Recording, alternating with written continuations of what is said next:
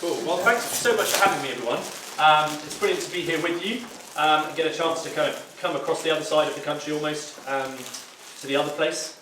We're thinking about this question, as Chris said, is this question of, isn't God arrogant to expect worship? Now, in my job as a pastor, I spend quite a lot of my time thinking about Christianity, talking about Christianity with people, and I find that actually this question is it's a big question for people actually whether they're Christian or not. This is the kind of question that comes up quite a lot. Isn't it arrogant for God to expect worship? And when you think about it, there's a story behind that question, isn't there? There's an account of things, an account of reality, or an assumed story that runs behind that question. It goes something like this. It says, in the beginning, there was God. And God was all powerful. And God was on his own. So he starts wondering about kind of sharing existence with others and starts thinking about creating something. And at some point he starts making things. In the end, he goes ahead and makes an entire universe. Having made the universe, so the story goes, this is really attractive to God because actually, stretching back into eternity, God has essentially been lonely. He's been on his own. He's been wanting to share existence with someone. So he starts populating the universe with life. And as this gets going, he kind of somewhere along the line decides life could be something really quite extraordinary. Life could become a being capable of relationships, of moral reasoning, and even of worship. And so he makes humans. And he makes humans for a relationship of devotion and worship with him. That's kind of basically, in summary terms, the story behind this question. Isn't God arrogant to expect worship? And according to that story, when you think about it, God's motivation for creating everything becomes kind of pretty problematic, doesn't it? You start thinking, why did he go ahead and create things? And you start wondering, actually, are we talking about essentially a kind of emotionally needy God here? A God who's essentially egocentric, and demands that we pay him the attention he thinks he deserves. That's basically the problem. It's unpleasant. Actually, it's frankly horrible to think of a God like that. It's sort of a deity who's morbidly obsessed with his own superiority over any other potential rival. And that basically is the reason this question causes loads of people to have major problems with religion altogether, let alone with Christianity. A few years ago, the journalist Michael Prowse wrote this. He said, worship is an aspect of religion that I always found difficult to understand. Suppose we postulate an omnipotent being who, for reasons inscrutable to us, decided to create something other than himself. Why should he expect us to worship him? We didn't ask to be created. Our lives are often troubled. We know that human tyrants puffed up with pride crave adulation and homage. But a morally perfect God would surely have no character defects. So why are all these people on their knees every Sunday? And that makes sense, doesn't it? It makes sense when you think about it. Sometimes it's a little more subtle, isn't it? It's not necessarily just tyrants. We recognise that sort of egocentricity a mile off. I bet every single one of you, if you thought about it, could think of someone who you know, they have that tendency to always draw the conversation back around to themselves. They always have that tendency to kind of curve things around so that they can talk about what they've done, who they are. And actually, even if you think about it, there are people you know who they sort of withhold affection from others and perhaps from you unless they feel like they're being given the attention that they deserve. Being around somebody like that is tiring. It's exhausting. Well, who would want a God like that? And then for others, other than Michael Prowse, for others it's not so much something which puts them off religion altogether, puts them off Christianity, but actually it's something which drives people who've been kind of involved with Christianity away from it when they start thinking about this question. The actor Brad Pitt grew up, you may know, in a deeply Christian environment. His family were churchgoers, and then as a teenager he began to have kind of wobbles over church and over Christianity. In the end he walked away completely. A few years ago, in an interview, he said this. He said, when I got untethered from the comfort of religion, it wasn't a loss of faith for me, It was a discovery of self. I didn't understand this idea of a God who says, you have to acknowledge me. You have to say that I'm the best, and then I'll give you eternal happiness. If you won't, then you don't get it. It seemed to be about ego. I can't see God operating from ego, so it made no sense to me. So there's our question. Isn't it arrogant of God to expect worship? And if it is, well, actually, we should just pack up and go home right now. There's no point us even talking about it. An egocentric God is self-evidently neither good nor worth bothering. He makes no sense. So if that's the big question, I wonder how might you expect a Christian pastor like me to go about answering it? Perhaps some of you, whether you're Christian or not actually, would kind of expect that maybe I would open the Bible and I'd start pointing to all of the ways that God describes himself in the Bible in terms which emphasise his compassion and his love, the acts that he's done that emphasise his love for others. Maybe I would even find verses which emphasise the concept of divine humility, if there's such a thing. But actually the thing is, for someone who believes the whole Bible and wants to be honest, we can't do that. We can't do that because the Bible is full of descriptions of God that make it very clear that he does things to put himself on display. That's why he acts. He does things to demonstrate his greatness. So in the book of Isaiah, in the Old Testament part of the Bible, God says this. He describes his people, his own people, as everyone who is called by my name, whom I created for my glory. And then later in another place, he describes rescuing those people for my own sake. For my own sake I do it. For how should my name be profaned? My glory I will not give to another. And even one of the most famous psalms in the Bible, probably one of the most famous poems in all of human literature that's ever written, has the same theme when you think about it. It starts off pretty well. With the care of God for a believer. The Lord is my shepherd, I lack nothing. He makes me lie down in green pastures. He leads me beside quiet waters. He refreshes my soul.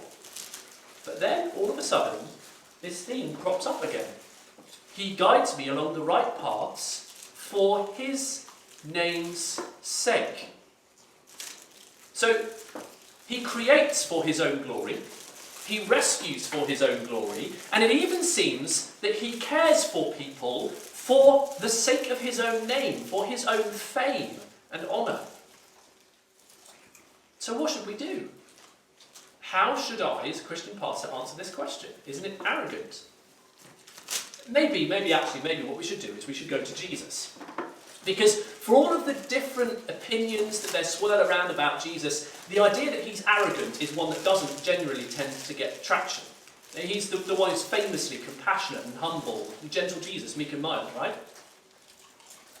So maybe we could open up one of the accounts of Jesus' life and we could say, look, God can't be egocentric and arrogant after all. It wouldn't make sense of Jesus if he was. Except actually, there's even a problem there. Because I don't know if you've ever actually sat down and listened to all the different kinds of things that Jesus says. He calls people to love their neighbour as themselves. He calls even people to turn the other cheek. But then, here's some other famous words that he said. Whoever loves father or mother more than me is not worthy of me. And whoever loves son or daughter more than me is not worthy of me. And whoever does not take his cross and follow me is not worthy of me. In responding to those words, the author Eric Rees simply says this. Who is the egomaniac speaking these words? Who is this person speaking 2,000 years ago, a complete historical stranger, saying that we should love him, who we're really incapable of emotionally loving, more so than we should love our own fathers, mothers, sons and daughters? It seems like an incredibly egomaniacal kind of claim to make. So actually, if we're going to be honest, if I'm going to be honest with you, and with the Bible's description of God, we have to ask, what is going on here? What is with this? Here's a God who we're told made everything, gives detailed instructions on how humans should worship him, and explicitly states that he does those things to display his own greatness. the Bible's pretty clear that God is actually God-centered. So maybe this is just an emotionally needy God after all. Did he perhaps just spend a lonely eternity before he created, kind of endlessly craving that emotional stroking that we call worship? Is he essentially just a bit like an old woman, endlessly fishing for compliments, worried that her glory days are over? Is that the God of the Bible? Well, here's the thing. Is it really all that humble of us to accuse him of arrogance if he is centered on God? Because what we're basically doing when we describe God this way is essentially attributing a whole load of human traits and kind of projecting them up onto the sky, a little bit like kind of making God into a superhuman version of ourselves. We imagine him as essentially just a bigger version of me, a bigger version of you, a bigger version of us. And yeah, maybe he's more powerful, we might say, but the only reason we consider this to be a problem is because actually we know what being self-centered looks like much closer to home. So I've got 6 children. Oldest is 10, youngest is 4.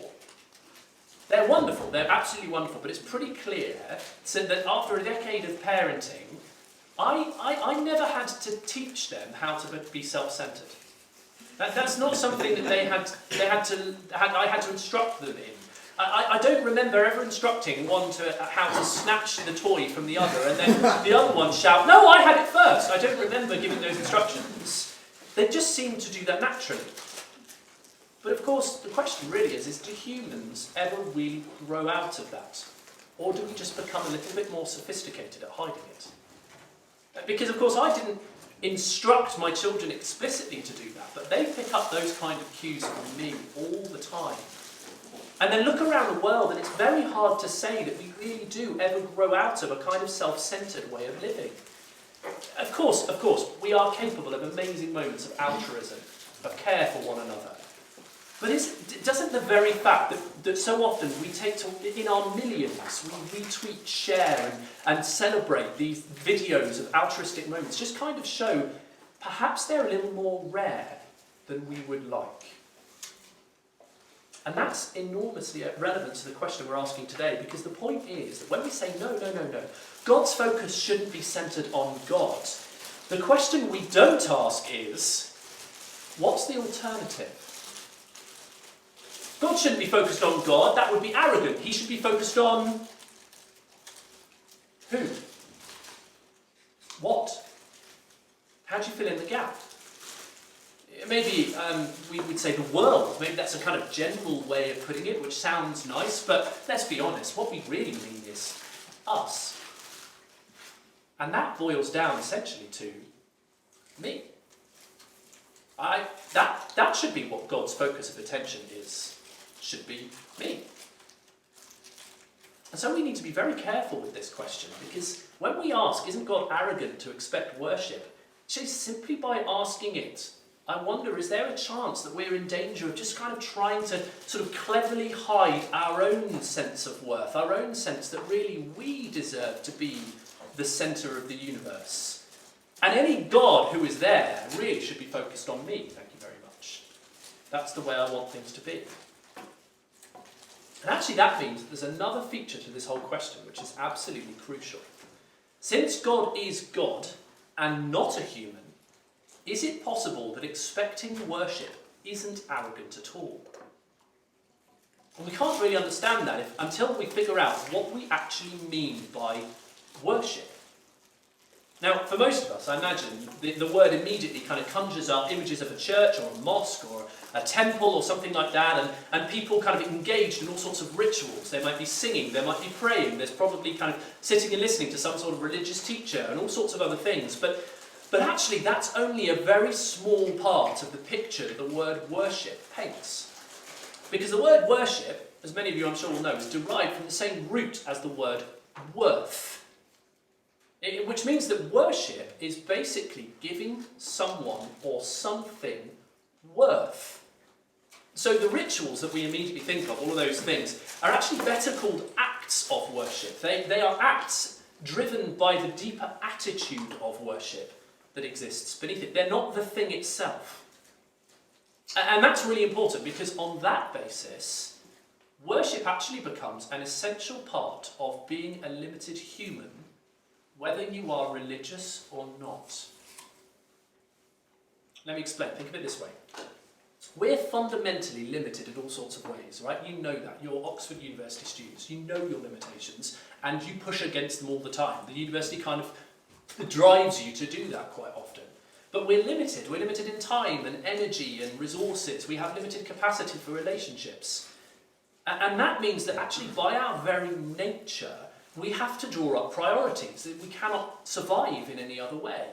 So we have things in our lives kind of ordered according to how much of our limitations we're going to give them. In other words, what we do is we decide their worth. Think of the student who has an evening stretching out in front of them. There's a bunch of friends heading out, and they asked if she wants to join them. Her boyfriend's heading to a society event, and she's thinking about joining him, but actually also inevitably there's a pile of work to do as well. She wishes she could do all of them, but she can't. She has to choose. When you think of it in an isolated way like that, it's just one decision. But of course our lives are made up of strings of decisions like that. Again and again we face questions, what will you prioritise? What's worth spending your resources on this time? And have you noticed the language that we start using when we describe that pattern? We make sacrifices. If our students' decisions tend to be marked by a pattern of kind of choosing her boyfriend, she's kind of making work and friendship sacrifices for him. If it's her work, then maybe she's sacrificing her relationships for her grades. And at the most fundamental level, there are key priorities which kind of drive each of us. So we talk about the person who's kind of carved out an incredible career and sacrificed having a family in the process. Or alternatively, there's the person who's invested loads in their children and their family, but has sacrificed career progression as they've done that. The interesting thing is that is worship language, making sacrifices. And the real question is, what drives those decisions? Why do we choose what we choose? There could be lots of reasons, actually, couldn't there? Loads of different reasons. What people think, the expectations we've set on ourselves.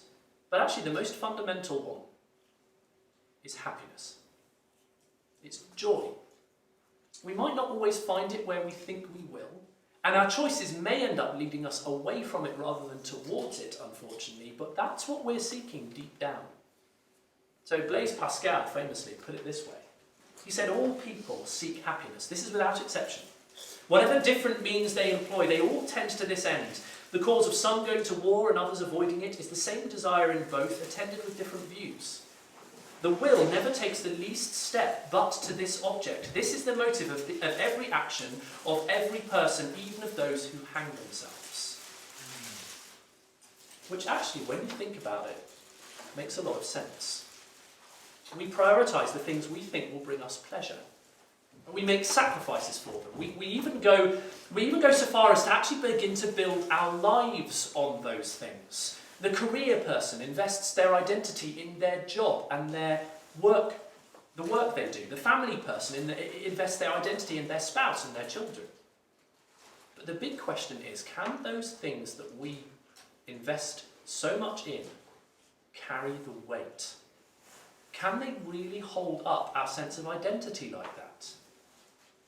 Because in the end, the problem is that those sorts of things often can't. They change or they disappear altogether. The career person finds that their work shifts, their skills become old hat, their career progression stalls, or actually even if they do reach the top that they've always dreamed of, they realise that actually it's a ladder to nowhere in particular, and it's like, now what? The family person sacrifices for their children, and children don't end up turning out quite as parents dream most of the time. Or even if they do, they have this habit of growing up and moving out. And then what? And all the while, the unchanging, all-powerful, infinite God keeps saying, don't worship those things. Don't build your life on those things. Don't give those such worth. Worship me. He's not saying, praise me, make me happy. He's saying, praise me, let me be the source of your happiness, the source of your joy. And actually that becomes even more obvious when we think about the fact that God actually gives instructions for worship. He even gives us words of praise to use. They're called the Psalms in the Bible. Actual words. And people might think, well, there it is. This is the height of arrogance. Actually if I came and gave you a letter that described all of the ways that I want you to describe my brilliance, you'd be thinking, what? Who is this guy? Where does he get off? But this is what God does. But given that we don't only make sacrifices for what we find our deepest joy in, we also praise it. Actually, this isn't arrogance at all on God's part. It's a loving invitation, because praise is what we do with our joy. I remember a few years ago when I was working in medicine, one of the nurses on the wards that I was working on came back from a holiday, and it was one of those moments where you could tell as soon as she walked in that she'd had an amazing holiday. It was kind of like the glow, the aura around her. There were kind of those of us who hadn't been on holiday for a while were kind of cowering from everything that happened. She was kind of horribly healthily brown. It wasn't even unhealthy. And she was kind of floating just slightly above the surface of everything for about an hour or so until it all wore off. And I asked her, okay, how was your holiday? Looks like it was great. And I was met with the most gushing response imaginable. She said something like this. She said, oh, it was amazing. We found this amazing restaurant. I've never tasted seafood like it. In fact, you should go there. I'll tell you where it is. And she proceeded to give me step-by-step instructions how to get to this restaurant from the hotel, wherever it was she was staying. I have no idea where it was. And then, item-by-item account, blow-by-blow account of the 3 meals she'd had in this restaurant. And she knew, and I knew, that I was never going to go to this restaurant. But actually, that wasn't the point. The point was, she was really enjoying telling me about it. And actually, as she praised the thing that she enjoyed, it was part of her enjoyment of the thing. Right? She enjoyed the restaurant so much that telling somebody else was part of her enjoying that. In fact, her enjoyment wouldn't have been completed unless she had talked to someone about it. The praise completed her joy. In other words, God seeks our praise, not because he won't be complete until he gets it, but because he knows we won't be finally happy until we give it. But maybe as I close, you're still unconvinced. Maybe you're kind of thinking, can it really be true that God's God-centeredness is also somehow the same as his love for us? How does that work? Well, there is one way to prove it. And that's by looking at the supreme moment in history when God said, look at my greatness. Jesus talks about it in John's account of his life. All the way through that account, Jesus cryptically keeps on saying things like, my hour has not yet come. And then all of a sudden, in the middle of chapter 12 of John's account, he says these words. He says, the hour has come for the Son of Man, that's his favourite way of describing himself, to be glorified. It's time to show how glorious I really am. So what might you expect he's going to do? Maybe a round of miracles? Maybe control nature? Maybe feed thousands again? Not quite. Because a couple of sentences later he says, now my soul is troubled. What shall I say? Father, save me from this hour that has come? No, it was for this very reason I came to this hour. What's that about? Why would Jesus be troubled about being glorified? Well, this is what he says. He says, when I am lifted up, same word as exalted, when I am exalted from the earth, I will draw all people to myself. And then John adds, he said this to show the kind of death he was going to die. See, in other words, Jesus, as God himself, says that the very moment of his exaltation, being lifted up, the moment when he points and says, look, see how great I am, is simultaneously the moment in which he offers himself to us completely. And he does that in abject humility, dying the most shameful, at least one of the most shameful deaths humanity has ever invented. Why? He does it so that we can worship him. He does it so that we can turn away from all the other sources of joy that we try and build our lives on and find that our happiness is really truly found in him. And that means that God is the one being in the universe for whom self-exaltation is not the act of a needy ego, but an act of infinite giving. He seeks our praise not because he won't be fully God until he gets it, but because he knows we won't be truly happy until we give it. That's not arrogance. That's love. In other words, is God arrogant to expect our worship? No, he's not. He's infinitely loving to invite it. Thanks for listening. I'm going to have my